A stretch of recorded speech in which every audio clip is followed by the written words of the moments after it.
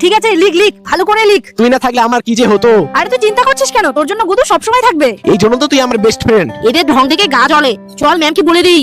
Ma'am, ঘটনা গুদুর দেখে দেখে লিখছে। কি কি রে বটো, পড়াশোনার কোনো নাম নেই তাই না? যা ক্লাসে বাইরে মুরগা হতা। কেমন দিলাম? ঠিকই হয়েছে। গুদু ভালো করে এক্সাম দে।